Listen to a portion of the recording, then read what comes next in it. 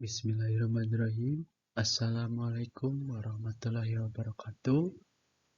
Yang terhormat Ibu Dr. Diana Hernawati, Magister Pendidikan selaku dosen pengampu mata kuliah etnopedagogi. Yang saya hormati rekan-rekan kelas etnopedagogi. Gimana kabarnya semuanya? Semoga dalam keadaan sehat.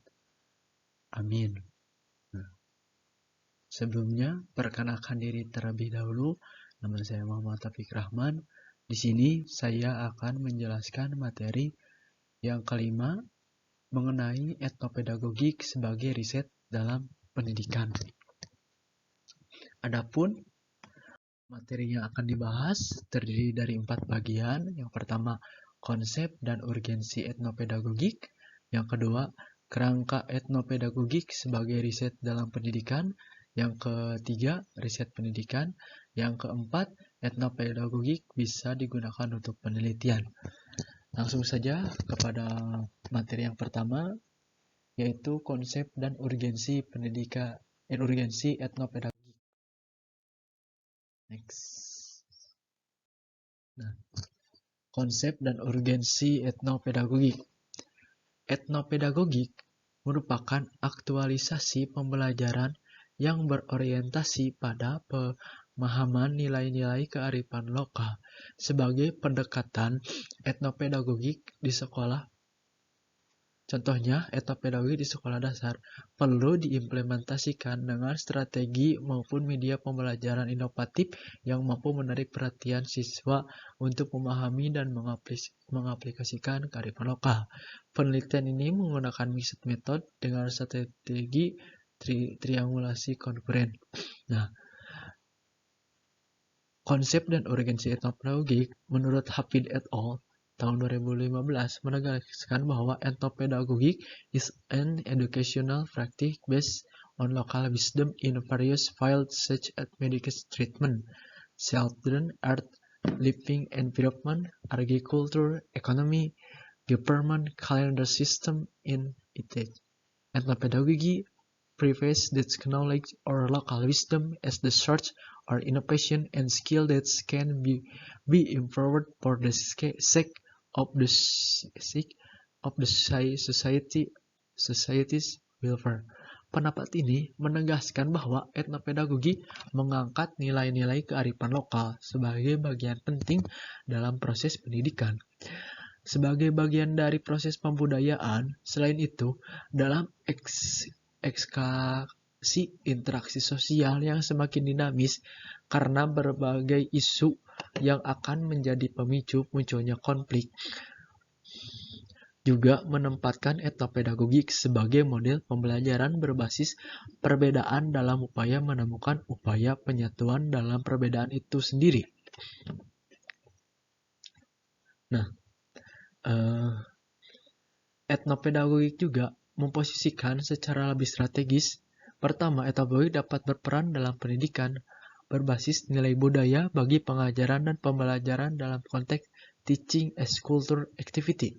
Menurut Stigler and Hibbert pada tahun 1919 dan The Culture of Teaching. Etnopedagogik juga berperan dalam menciptakan secara berantai kadar-kadar yang memiliki kecerdasan kultural dan konteks pendidikan guru. Nah, pendekatan etnopedagogik dalam pendidikan. Pendidikan melalui pendekatan etnopedagogik melihat pengetahuan lokal sebagai sumber inovasi dan keterampilan yang dapat diberdayakan menurut Priyadi Surya tahun 2011 untuk proses pembelajaran yang sedang dan akan berlangsung. Kearifan lokal merupakan ungkapan budaya yang khas. Di dalamnya terkandung tata nilai, etika, norma, aturan, dan keterampilan suatu komunitas dalam memenuhi tantangan keberlanjutan kehidupan, menurut Suswandri pada tahun 2017. Nah, jadi di sini merupakan etnopedagogik merupakan aktualisasi pembelajaran yang berorientasi pada pembelajaran nilai-nilai kearifan lokal sebagai pendekatan etnopedagogik di sekolah dasar. seperti tadi yang dijelaskan. Nah, adapun peran etnopedagogik dalam revitalisasi pendidikan. Kearifan lokal merupakan upaya strategi dalam membangun karakter bangsa di era global. Yang pertama, ada kearifan lokal. Apa sih kearifan lokal? Kearifan lokal merupakan bagian dari budaya suatu masyarakat yang tidak dapat dipisahkan dari bahasa masyarakat itu sendiri. Kearifan lokal atau local wisdom biasanya diwariskan secara turun-temurun dari satu generasi ke generasi melalui cerita dari mulut ke mulut. Kearifan lokal ada di dalam cerita rakyat, peribahasa, lagu, dan permainan rakyat. Kearifan lokal sebagai suatu pengetahuan yang ditemukan oleh masyarakat lokal tertentu melalui kumpulan pengalaman dalam mencoba dan diintegrasikan dengan pemahaman terhadap budaya dan keadaan alam suatu tempat. Nah, nilai-nilai luhur bangsa, apa sih nilai luhur bangsa? Nilai luhur bangsa adalah nilai yang pernah berkembang pada zaman kerajaan Nusantara. Nilai luhur bangsa Indonesia adalah Pancasila. Nilai luhur yang tergandung dalam Pancasila adalah ketuhanan atau religiusitas, kemanusiaan, moralitas, persatuan kebangsaan, permusyawaratan dan perwakilan, serta keadilan sosial. Nah, jadi ketika kearifan lokal dibarengi dengan nilai-nilai luhur bangsa, maka suatu revitalisasi pendidikan akan bertahan hidup seiring berkembangnya zaman. Selanjutnya, kerangka etnopedagogik sebagai riset dalam pendidikan. Nah, yang pertama, pengertian riset. Nah, riset menurut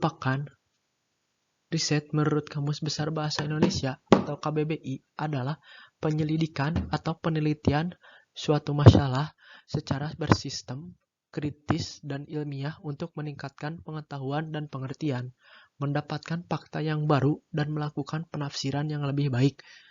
Nah, riset menurut Burns pada tahun 1994, research is a system investigation to find answer to a problem. Nah, pengertian pendidikan. Pendidikan adalah pembelajaran pengetahuan, keterampilan, dan kebiasaan sekelompok orang yang diturunkan dari satu generasi ke generasi berikutnya melalui pengajaran, pelatihan, ataupun penelitian. Pendidikan sering terjadi di bawah bimbingan orang lain, tetapi juga memungkinkan secara otodidak. Etimologi kata pendidikan itu sendiri berasal dari bahasa Latin, yaitu diucare, berarti menuntun, mengarahkan, atau memimpin. Dari awalan berarti keluar. Jadi pendidikan berarti kegiatan menuntun keluar. Setiap pengalaman yang memiliki efek formatif pada cara orang berpikir, merasa, atau tindakan dapat dianggap pendidikan. Pendidikan umumnya dibagi menjadi tahap seperti prasekolah, sekolah dasar, sekolah menengah pertama, sekolah menengah atas, dan kemudian perguruan tinggi, universitas, atau magang.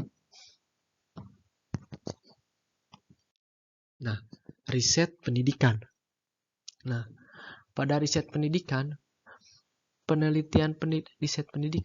jadi penelitian pendidikan adalah penelitian yang dilakukan dalam bidang pendidikan yang menggunakan teori-teori dari berbagai disiplin ilmu, sehingga di dalamnya memuat berbagai teori, konsep, prinsip, dan metodologi penelitian.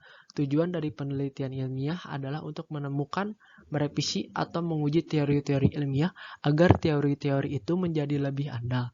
Tetapi penelitian ilmiah ini tidak hanya dilakukan untuk cabang-cabang ilmu pengetahuan alamiah seperti natural science, namun berlaku untuk semua ilmu lain termasuk ilmu pendidikan. Menurut Ali, tahun 1993, maksud dari penelitian ilmiah di bidang pendidikan adalah untuk yang pertama, menemukan fakta baru terkait pendidikan. Yang kedua, memverifikasi dan menguji fakta-fakta lama terkait dengan pendidikan. Yang ketiga, menganalisis urutan dan saling hubungan atau interrelasi antara berbagai fakta dalam rangka. Yang keempat, menemukan penjelasan tentang hubungan kausal. Dan yang kelima, mengembangkan alat-alat, konsep-konsep, dan teori-teori yang bisa memberikan kemungkinan dilakukannya pengkajian terhadap perilaku manusia dalam konteks kependidikan. Nah, adapun proses riset dalam pendidikan. Yang pertama, identifikasi masalah.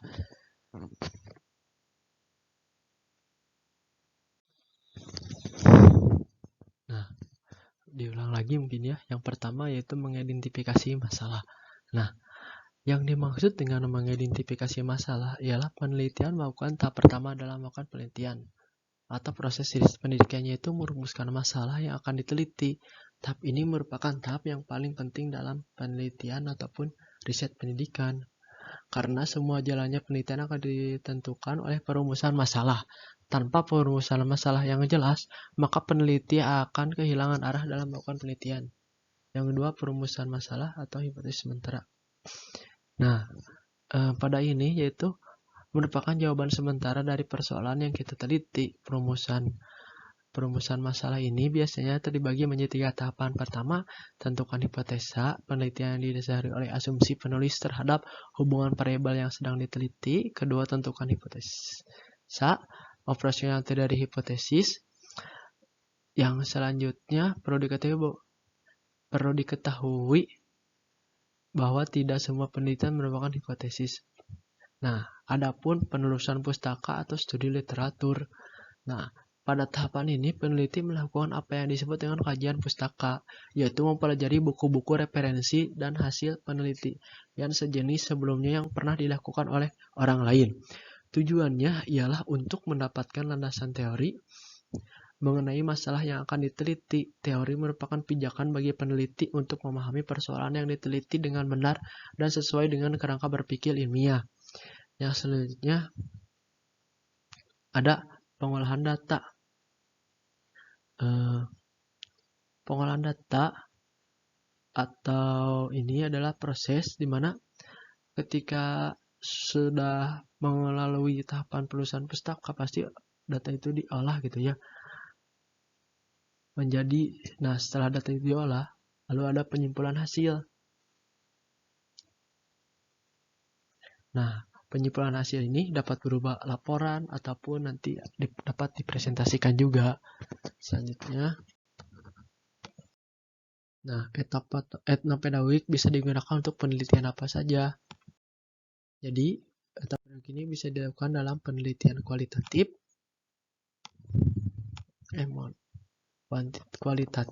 kuantitatif, dan mixed method. Nah, contoh etnopedagogik dalam penelitian kuantitatif. Nah, ini saya dapat contohnya adalah integrasi etnopedagogik dalam mengembangkan model pembelajaran biologi. Nah, jadi kan tuh di sini bahasanya dijelaskan bahwa model pembelajaran merupakan sebuah sintak atau langkah-langkah pembelajaran yang tergambar dari awal sampai akhir, yang disajikan secara utuh atau khas dalam proses pembelajaran. Dengan kata lain, model pembelajaran merupakan rangkaian suatu kesatuan antara pendekatan strategi, metode, dan teknik. Model pembelajaran diibaratkan sebuah kerangka yang menggambarkan prosedur. Nah, di sini bahwa dijelaskan integrasi etnopedagogik dalam mengembangkan model pembelajaran biologi yang disusun oleh Iwan Setiawan Kurniawan dan Rifki Surbani dari Universitas Pasundan Bandung. Yang selanjutnya adalah contoh etnopedagogik dalam penelitian kualitatif. Nah, contohnya adalah dalam penelitian kualitatif ini ada pelestarian lingkungan masyarakat Baduy berbasis kearifan lokal. Nah, jadi untuk abstraknya ini adalah bertujuan untuk mengetahui dan mengkaji tentang upaya pelestarian lingkungan masyarakat Baduy yang tinggal dan berada di Desa Kanakes, Kecamatan Lewi Damar, Kabupaten Lebak, Provinsi Banten. Metode deskripsi kualitatif dilakukan sebagai pendekatan penelitian. Nah, melakukan pendekatan penelitian yang melalui kearifan lokal atau local wisdom. Selanjutnya ada juga contoh etnopedagogik dalam penelitian mixed methods dengan judulnya yaitu etnopedagogik dalam pembelajaran di sekolah dasar melalui media berbasis kearifan lokal. Nah, jadi Pada ini atau pedagogik merupakan aktualisasi pembelajaran yang berorientasi pada penanaman nilai-nilai kearifan lokal.